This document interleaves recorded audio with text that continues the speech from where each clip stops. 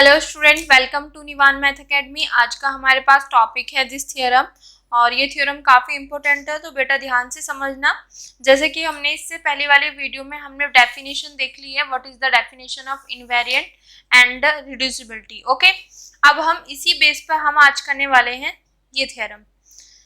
एक closed linear subspace M of H जो मेरे पास हिल्बर्ट स्पेस है उसका एक क्लोज्ड लीनियर सबस्पेस एम है is invariant under an operator T.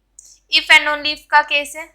और यहाँ पे जो हमारे पास क्लोज्ड लीनियर सबस्पेस एम है उसका जो ऑर्थोगोनल कॉम्प्लीमेंट ऑफ एम इसका ही है ये ऑर्थोगोनल कॉम्प्लीमेंट एम। ठीक है, ये इनवेरिएंट होगा अंडर इस, यहाँ पे तो क्या था टी था, यहाँ पे हो गया टी का एडजॉइंट टी स्टार। तो कहने का क्या मतलब है, हमारे पास यहाँ पे इफ एंड ओनली इफ का केस है। अगर कहीं पर ये है तो मैं ये चीज लिख सकती हूँ, अगर ये है तो ये लिख सकती हूँ। तो इन दोनों में देखो रिलेशन क्या है। हमारे पास हिल्बर्ट स्पेस का कोई क्लोज्ड लीनियर सब स्पेस है, वो इनवेरिएंट अंडर टी। तो यहाँ पे जो ये क्लोज्ड लीनियर सब स्पेस है इसका ऑर्थोगोनल कॉम्प्लीमेंट आ गया और यहाँ पे जो टी है इसका एडजॉइंट आ गया। क्लियर बेटा?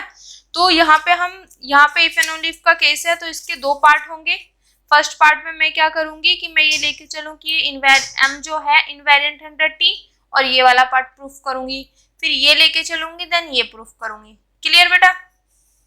और एक बार मैं ऐसे समझा देती हूँ, जैसे कि हमने इनवेरिएंट में देखा था कि हमारे पास हिल्बर्ट स्पेस है। जब भी हम इनवेरिएंट की हम डेफिनेशन बताते थे उसके लिए एक हमारे पास ऑपरेटर होना चाहिए, दूसरा हमारे पास एक सब स्पेस होना चाहिए जो कि क्या हो, मेरे पास क्लोज्ड लीनियर सब स्पेस। क्लियर बेटा? ये होना चाहिए। देन यहाँ पे एक थर्ड कंडीशन होती थी जिसको हम बोलते थर्ड कंडीशन। अगर ये कंडीशन सेटिस्फाई हो जाता था तो हम कह देते कि जो ये m है ये मेरे पास इनवेरिएंट होगा अंडर टी के। ठीक है, इस ऑपरेटर के। अब देखो यहाँ पे ये समझ आ गया, ये है मेरे पास ऑपरेटर और किसका है, हिल्बर्ट स्पेस का ही ऑपरेटर है। अब यहाँ पे जो थर्ड कंडीशन थी वो क्या था कि जो ये क्लोज्ड लीनियर सब स्पेस है जिसको इनवेरिएंट बताना है इस ऑपरेटर के अंदर, इसके जितने भी वेक्टर हैं उन पे मैं टी लगाऊं। ठीक है बेटा? टी लगाने पे जो मेरे पास मिले वो भी वापस इस एम में चला जाए। तो बेटा ये तीन चीज हमारे पास किसी भी मतलब हिल्बर्ट स्पेस पे जो इनवेरिएंट वाली हमारे पास डेफिनेशन थी उसको डिफाइन करने के लिए इनफ है। ठीक है, ये तीन चीजें। अब यहाँ पे क्या बोला गया है कि जो ये m है ये इनवेरिएंट है अंडर t। ओके, ये चीज तो है कि m जो है इज इनवेरिएंट है अंडर t। ठीक है, और यहाँ पे इफ एंड ओनली इफ का केस कर दिया बेटा। m की जगह क्या आ जाएगा, m का ऑर्थोगोनल कॉम्प्लीमेंट, ये भी क्या होगा, इनवेरिएंट होगा अंडर। जब यहाँ पे m की जगह m ऑर्थोगोनल मतलब ऑर्थोगोनल कॉम्प्लीमेंट ऑफ m आया है तो इस t की जगह यहाँ पे आ गया t का एडजॉइंट। तो क्लियर, ध्यान रखना बेटा कि कहीं पर अगर ये है कि m इनवेरिएंट अंडर t तो हम वहां पे लिख सकते हैं कि इसका जो ऑर्थोगोनल कॉम्प्लीमेंट है वो इनवेरिएंट होगा अंडर इसके एडजॉइंट के। ठीक है, अगर ये चीज है तो मैं ये लिख सकती हूँ। क्लियर बेटा? अब देखो, अब मैं पहले ये वाला पार्ट लेके चलूंगी और इसको प्रूफ करूंगी, फिर ये लेके चलूंगी इसको प्रूफ करूंगी। तो नाउ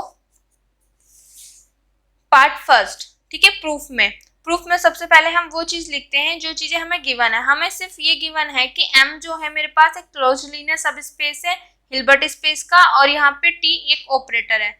क्लियर बेटा? अब देखो पार्ट फर्स्ट में मैंने माना कि जो ये मेरे पास क्लोज्ड लीनियर सब स्पेस है m वो इनवेरिएंट होगा अंडर t। तो मैंने वही बोला था, जब इनवेरिएंट की डेफिनेशन बताते हैं हिल्बर्ट स्पेस में तो एक ऑपरेटर और एक क्लोज्ड लीनियर सब स्पेस होना चाहिए। तो मेरे पास ऑपरेटर t हो गया, देखो क्लोज्ड लीनियर सब स्पेस m है, तो यहाँ पे गिवन है कि ये इनवेरिएंट है अंडर t। तो बाय डेफिनेशन ऑफ इनवेरिएंट ये इस कंडीशन को सेटिस्फाई करेगा। ठीक है, क्योंकि m जो ये m होता है ये इनवेरिएंट अंडर t कब होता है, जब इस कंडीशन को सेटिस्फाई कर देता है। अगर ये m इनवेरिएंट है अंडर t तो इसका मतलब यहाँ से जितने भी इसके वेक्टर होंगे उन पे अगर मैं t लगाती हूँ और उसके बाद जो मुझे मिलता है वो भी इसमें चला जाएगा। क्लियर? तो ये वाली प्रॉपर्टी यहाँ पे लिख दी by the definition of invariant. ठीक है बेटा, अब देखो this is the equation number first. Now we have to prove that, हमें प्रूव क्या करना है कि जो m है इसका orthogonal complement of m is invariant होगा अंडर, यहाँ पे t की जगह क्या आ जाएगा, t का adjoint means t star. Clear? ये चीज हमें प्रूफ करनी है। और तो प्रूफ करने के लिए देखो इनवेरिएंट प्रूफ करना, तो इनवेरिएंट के लिए सबसे पहले मेरे पास ऑपरेटर होना चाहिए। तो देखो t अगर मेरे पास ऑपरेटर है तो उसका एडजॉइंट भी मेरे पास ऑपरेटर होता है। तो एक चीज तो हो गई, देखो हिल्बर्ट स्पेस है, सबसे पहले मेरे पास एक ऑपरेटर होना चाहिए इनवेरिएंट के लिए। तो मेरे पास t एक ऑपरेटर था, तो इसका जो एडजॉइंट है वो भी एक ऑपरेटर होता, तो मुझे ऑपरेटर मिल गया। दूसरी चीज है जो यहाँ पे मुझे इसको इनवेरिएंट दिखाना इस ऑपरेटर के ऊपर, तो जो ये m दिस, ये मैं इसके लिए मेरे को जब हिल्बर्ट स्पेस में हम इनवेरिएंट की बात करते हैं तो इसको क्या होना चाहिए, क्लोज्ड लीनियर सब स्पेस, तभी हम थर्ड कंडीशन की बात करेंगे। क्योंकि हम इनवेरिएंट दिखा रहे हैं तो हम जो इनवेरिएंट की डेफिनेशन है पहले वो तो सारी चीजें कलेक्ट करेंगे ना। टी मेरे पास कोई ऑपरेटर था तो उसका एडजॉइंट भी क्या है, वो भी ऑपरेटर होता है, तो यहाँ से ऑपरेटर मिल गया। फिर इसको इस ऑपरेटर के अंडर इनवेरिएंट दिखाना, तो मतलब ये मेरे पास क्या होना चाहिए, क्लोज्ड लीनियर सब स्पेस।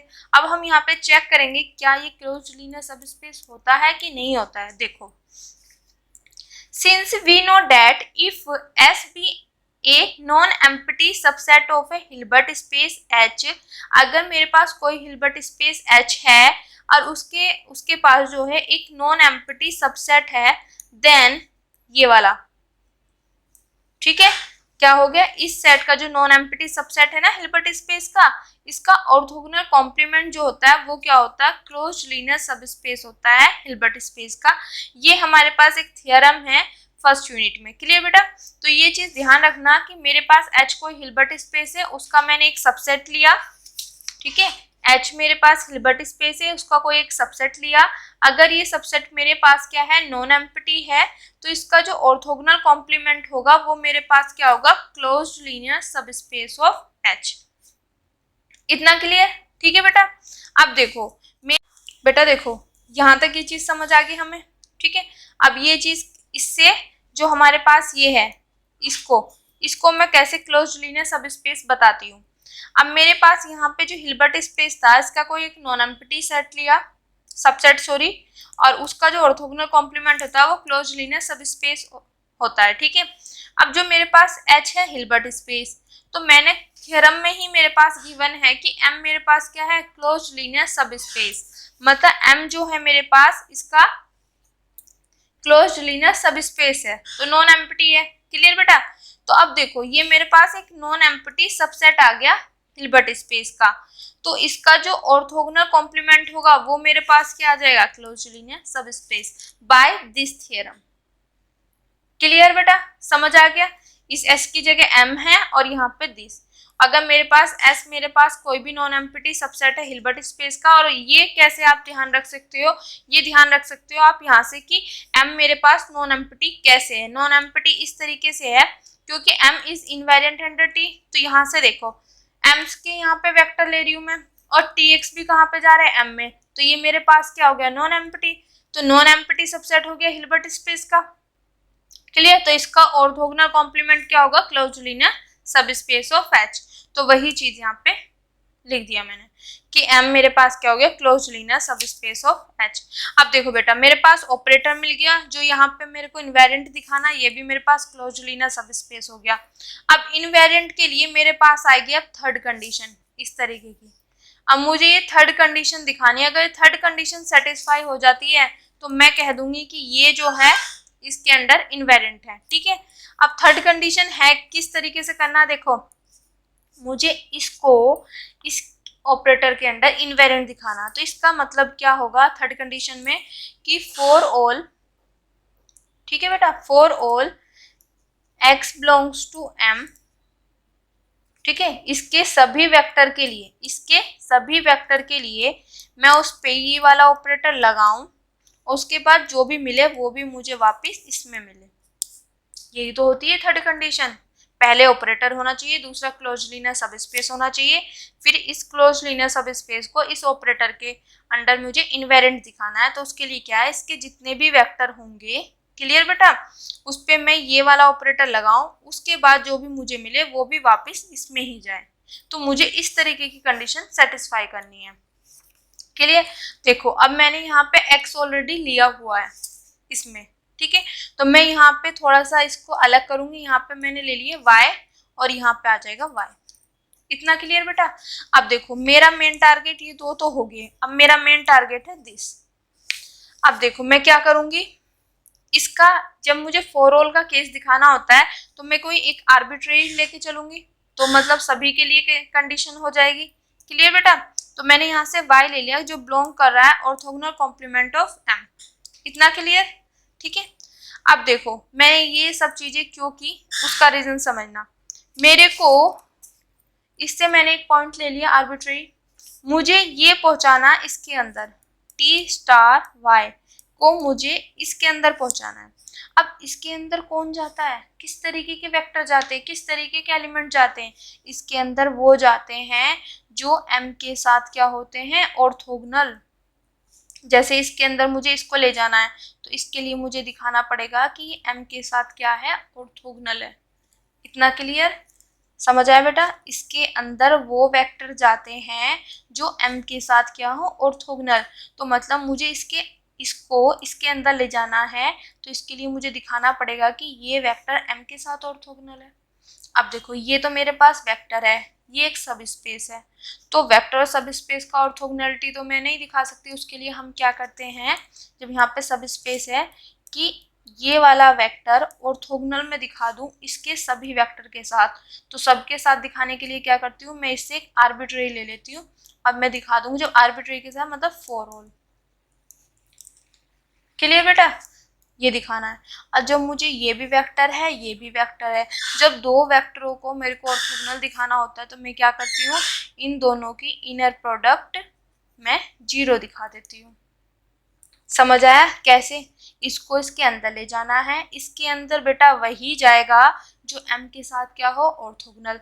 मतलब अगर इसको मुझे इसके अंदर ले जाना है तो इसको इसके ऑर्थोगोनल दिखाना पड़ेगा। और m के ऑर्थोगोनल में कैसे दिखाऊं, क्योंकि ये तो सब स्पेस है, ये वेक्टर है, तो मतलब इसके जितने भी वेक्टर हैं उनके साथ इनको ऑर्थोगोनल दिखा दूं। ठीक है, तो उसके लिए मैंने एक आर्बिट्रेरी ले लिया तो दिखा दूंगी। ठीक है, अब दो वेक्टरों को ऑर्थोगोनल हम कब दिखाते हैं, अगर उनकी इनर प्रोडक्ट मेरे पास क्या आ जाए, 0, तो ये वाला वेक्टर इस वेक्टर के ऑर्थोगोनल हो जाएगा। ये दोनों वेक्टर एक दूसरे के ऑर्थोगोनल होंगे। क्लियर बेटा, यहाँ तक समझ आ गया। तो देखो ये चीज मैंने ले लिया, यहाँ से मैंने एक ले लिया। अब ये वाला मुझे यहाँ से इसको इसके अंदर ले जाना है तो इसके लिए दिखाना पड़ेगा, तो इसके लिए मुझे इस तरीके से ये वाला शो करना पड़ेगा। तो फॉर ऑल, यहाँ से ऑलरेडी मैं m के वेक्टर लेके चल रही हूँ, for all x belongs to m। ठीक है, और मुझे क्या दिखाना, इन दोनों को ऑर्थोगोनल, तो उसके लिए क्या दिखाना पड़ेगा, इन दोनों की इनर प्रोडक्ट मुझे 0 लानी पड़ेगी। इतना क्लियर, क्यों लिया, ये ले लिया बेटा। ठीक है, अब देखो ये टी स्टार है, ये जब फर्स्ट प्लेस पे जाएगा तो स्टार हट जाएगा। ओके, अब देखो मेरे पास टी एक्स की वैल्यू क्या है, अब यहाँ पे ये चीज टी एक्स और वाई दोनों का इनर प्रोडक्ट मेरे पास 0 आ रहा है, और मैंने यहाँ पे लिखा हुआ है क्यों, क्योंकि टी एक्स बिलोंग कर रहा है m से। अब ये कैसे हुआ, देखो मेरे पास आया यहाँ से सॉल्व करके टी एक्स और y, अब मैंने लिख दिया कि इन दोनों की जो इनर प्रोडक्ट है वो क्या है, मेरे पास 0 है। कैसे आई, मेरे पास यहाँ से tx किससे बिलोंग कर रहा है बेटा, m से।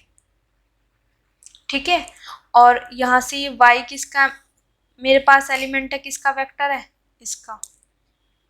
तो देखो ये इसके अंदर जा रहा है, क्लियर, तो इसके अंदर ही जा रहा है, तो ये तभी तो गया होगा जब ये m के साथ क्या होगा, ऑर्थोगोनल। इतना क्लियर, समझ आया बेटा। ये y इसके अंदर है तो इसके अंदर ये मैंने तभी तो गया है जब ये m के साथ क्या होगा, ऑर्थोगोनल। और m के साथ ऑर्थोगोनल का मतलब क्या है कि y m के सभी वेक्टर के साथ क्या देगा, इनर प्रोडक्ट 0। ठीक है। तो यहाँ पे देखो बेटा, m के अंदर ये भी तो इसका एक वेक्टर है, y ऑर्थोगोनल है m के साथ, जैसे मैंने यहाँ पे बताया था। तो जो y m के साथ है तो इसके वेक्टर के साथ भी तो ऑर्थोगोनल होगा। तो देखो यहाँ पे इसका वेक्टर क्या है मेरे पास, tx। अब ये दोनों वेक्टर ऑर्थोगोनल है तो इसका मतलब क्या है, इन दोनों की क्या है, इनर प्रोडक्ट 0। समझ आए बेटा। या आप यहाँ से कॉन्जुगेट ले लोगे तो मेरे पास आ जाएगा txy का इनर प्रोडक्ट 0। ठीक है, समझ आया कि y इसके अंदर है, इसके अंदर वो तभी गया होगा जब वो m के साथ ऑर्थोगोनल होगा। अगर y m के साथ ऑर्थोगोनल है तो इसका मतलब इसके सभी वेक्टर के साथ क्या दे रहा होगा, वो इनर प्रोडक्ट 0। तो y इसके सभी वेक्टर के साथ इनर प्रोडक्ट 0 देगा। और यहाँ पे हमारे पास y tx आया है, ठीक है। अगर इसका कॉन्जुगेट लूंगी, 0 का कॉन्जुगेट 0 और इसका कॉन्जुगेट क्या होगा, आगे पीछे हो जाता है, तो ये आ गया। तो इसकी वैल्यू मेरे पास 0 आ गई। और क्यों आई, क्योंकि ये tx जो है वो बिलोंग कर रहा है m से। अगर किसी और से बिलोंग करता तब ये 0 नहीं आती, बट जब ये m से बिलोंग कर गया तो ये y m के वेक्टर के साथ इनर प्रोडक्ट 0 देगा। क्लियर बेटा। वो इस बेस पे हमारे पास यहाँ पे 0 आया। क्लियर। तो इसका मतलब मैं ये लेके चली थी, मैंने इसको 0 दिखा दिया, तो this inner product equal to 0 for all x belongs to m। अब क्या है, ये वाला इस वाले वेक्टर ने m के सभी वेक्टर के साथ इनर प्रोडक्ट 0 दिखा दी। अब देखो वही चीज थी, इस वाले वेक्टर ने फॉर ऑल m के सभी वेक्टर के साथ इनर प्रोडक्ट 0 दिखा दी। तो इसका मतलब क्या है कि ये वेक्टर m के साथ क्या हो गया, ऑर्थोगोनल। और m के साथ जैसे ही ऑर्थोगोनल हुआ तो इसकी एंट्री कहाँ होगी, ऑर्थोगोनल कॉम्प्लीमेंट ऑफ m, क्योंकि ये डेफिनेशन है। क्लियर। और फॉर ऑल क्योंकि एक आर्बिट्रेरी लेके चले थे तो यहाँ पे सभी के लिए। क्लियर। अब देखो मैं क्या है, फॉर ऑल इसके सभी वेक्टर की बात करी और उस पर मैंने ये वाला ऑपरेटर लगाया, कहाँ गया बेटा, दिस टी स्टार ऑपरेटर लगाया। और ऑपरेटर लगाने के बाद जो भी आया वो भी इसी में चला गया। तो इसका मतलब ये क्लोज्ड लीनियर सबस्पेस जो है इस ऑपरेटर के अंडर क्या हो जाएगी, invariant, bye the definition of invariant. Clear बेटा, ये इसके अंडर इनवेरिएंट हो जाएगी। और यही चीज हमें प्रूफ करनी थी। क्लियर। मैं लेके ये वाला पोर्शन चली और मैंने दिखा दिया कि ये भी क्या होगा, इनवेरिएंट होगा अंडर टी स्टार। इतना क्लियर। कोई टिपिकल नहीं था, सिर्फ लॉजिक था। इनवेरिएंट की डेफिनेशन का आपको पता होना चाहिए। यहाँ पे डेफिनेशन अप्लाई की, यहाँ पे सिर्फ इतना था कि अगर मेरे पास कोई भी नॉन एम्प्टी सबसेट होता है हिल्बर्ट स्पेस का तो उसका ऑर्थोगोनल कॉम्प्लीमेंट जो होता है वो क्लोज्ड लीनियर सब स्पेस होता है। ठीक है। तो यहाँ पे m मेरे पास क्या है, non empty subset of Hilbert space, तो इसका मतलब उसका ऑर्थोगोनल कॉम्प्लीमेंट भी क्या होगा, क्लोज्ड लीनियर सब स्पेस। दो कंडीशन होगी, एक मुझे ऑपरेटर मिल गया, दूसरा क्लोज्ड लीनियर सब स्पेस मिल गया। अब मुझे थर्ड कंडीशन दिखानी थी कि मुझे जो ये वाला स्टार है ये कि फॉर ऑल, ये वाली कंडीशन दिखानी थी कि इसके सभी वेक्टर के लिए कि अगर मैं इस पर टी स्टार लगाऊं, ये वाला ऑपरेटर लगाऊं, तो जो भी आए वो भी इससे बिलोंग करे। तो मुझे ये इसके अंदर ले जाना था, तो ये सारी मैंने चीजें की और मैं इसको इसके अंदर ले आई। क्लियर बेटा। नाउ पार्ट टू में मैं क्या करूंगी, सपोज करूंगी कि m का जो ऑर्थोगोनल कॉम्प्लीमेंट है वो इनवेरिएंट होगा अंडर टी स्टार। ठीक है। मुझे प्रूफ करना होगा कि m इनवेरिएंट होगा अंडर t। सेकेंड पार्ट यही है। अब देखो सिंस मेरे को गिवन है कि m orthogonal complement m is invariant under T star. अब देखो इसमें यूज किया है फर्स्ट पार्ट। अब कैसे यूज किया है वो देखना बेटा।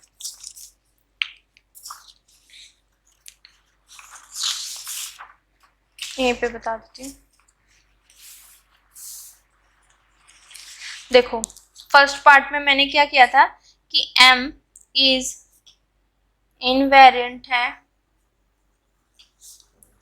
अंडर t, तो इम्प्लाइज दैट मैंने दिखा दिया कि इसके ऊपर इसका जो ऑर्थोगोनल कॉम्प्लीमेंट होगा वो इनवेरिएंट होगा अंडर टी स्टार। ये मेरा फर्स्ट पार्ट था, मैं प्रूफ कर चुकी हूँ। अब मेरे को यहाँ पे गिवन है कि M ऑर्थोगोनल ये इज इनवेरिएंट है अंडर टी स्टार, ये चीज मुझे यहाँ पे गिवन है बेटा, ठीक है। प्रूफ ये करना है। अब देखो जो फर्स्ट पार्ट था ना, मैं उसी के यूज से इसको प्रूफ कर दूंगी। कैसे? देखो यहाँ पे M इज इनवेरिएंट है अंडर T, तो मैं लिख सकती हूँ कि इसका जो ऑर्थोगोनल कॉम्प्लीमेंट होगा वो इनवेरिएंट हो जाएगा इसके स्टार के, ठीक है। अब देखो मेरे पास यहाँ पे है ये, तो इसको मैं इसकी हेल्प से इम्प्लाइज करके लिख सकती हूँ कि जो यहाँ होता है उसका एक ऑर्थोगोनल कॉम्प्लीमेंट आता है, तो यहाँ पे जो है इसका एक ऑर्थोगोनल कॉम्प्लीमेंट आ जाएगा। कर दिया? तो वो क्या होगा, इज इनवेरिएंट होगा अंडर। अब देखो यहाँ पे T था तो T स्टार हो गया, तो यहाँ पे T स्टार है तो इसका भी स्टार हो जाएगा। क्लियर? यूज कर दिया ना। ये था तो मैं ये लिख सकती हूँ, तो मेरे पास ये है तो इसकी हेल्प से मैं लिख सकती हूँ दिस, क्योंकि यहाँ पे जो होगा उसका ऑर्थोगोनल कॉम्प्लीमेंट आएगा और यहाँ पे इसका एडजॉइंट आएगा, तो यहाँ पे जो है इसका ऑर्थोगोनल कॉम्प्लीमेंट, यहाँ पे इसका एडजॉइंट। अब देखो यहाँ से ये मेरे पास हो गया सॉल्व करके, इज इनवेरिएंट अंडर दिस। और बेटा हमें एक रिजल्ट पता होता है कि किसी भी एडजॉइंट, किसी भी ऑपरेटर के एडजॉइंट का भी एडजॉइंट उसी ऑपरेटर के इक्वल होता है, ठीक है। दूसरी चीज, ये जो होता है मेरे पास ये इक्वल टू होता है M के, दिस इक्वल टू M। क्यों होता है वो रीजन बताती हूँ। तो इसकी जगह M आ गया, इज इनवेरिएंट अंडर T, इसकी जगह मैंने T लिख दिया। तो मैं ये लेके चली थी और मैंने बाय द फर्स्ट पार्ट मैंने दिखा दिया कि M is invariant under T। Clear बेटा? अब बताती हूँ कि क्या रीजन था।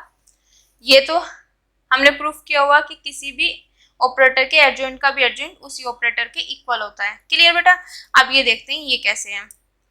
मेरे पास फर्स्ट यूनिट में एक थ्योरम होती है कि अगर मेरे पास कोई भी लीनियर सब स्पेस होता है हिल्बर्ट स्पेस का, ठीक है, लीनियर सब स्पेस हो गया, अगर ये लीनियर सब स्पेस क्लोज्ड होता है ना, तो इफ एंड ओनली इफ का केस होता है कि M इक्वल टू दिस। अब देखो मेरे पास यहाँ पे M क्या है, मेरे पास एक लीनियर सब स्पेस है H का, हिल्बर्ट स्पेस का, बट ये क्या है, क्लोज्ड। अगर कहीं पर M जो लीनियर हिल्बर्ट स्पेस का जो लीनियर सब स्पेस M है, अगर वो क्लोज्ड हो जाता है तो इफ एंड ओनली इफ का यहाँ पे केस है, तो मैं इम्प्लाइज लिख सकती हूँ कि दिस इक्वल टू दिस, इसी बेस पे लिखा है। अगर ये मेरे पास जो यहाँ पे लीनियर सब स्पेस क्लोज्ड नहीं होता ना, तब मैं ये चीज नहीं लिख सकती थी। जो लीनियर सब स्पेस है वो क्लोज्ड हुआ तभी मैं ये लिख सकती हूँ। अगर कहीं पर ये लिखा हुआ है तो मैं बोल सकती हूँ कि M क्लोज्ड होगा। क्लियर बेटा? तो इसकी वजह से मैंने यहाँ पे लिखा कि ये इसके इक्वल होगा, क्योंकि M मेरे पास क्या है, क्लोज्ड लीनियर सब स्पेस है। क्लियर बेटा? तो आई होप आज की थ्योरम आपको अच्छे से समझ आई होगी, और इस थ्योरम की जो स्टेटमेंट है वो आप अच्छे से ध्यान माइंड में रखना। क्लियर बेटा? तो अगर आपको मेरी वीडियोस, मेरे लेक्चर्स पसंद आ रहे हैं तो please like subscribe my channel और उन बच्चों तक जरूर पहुंचाएं जिनको इनकी नीड है। Thank you so much.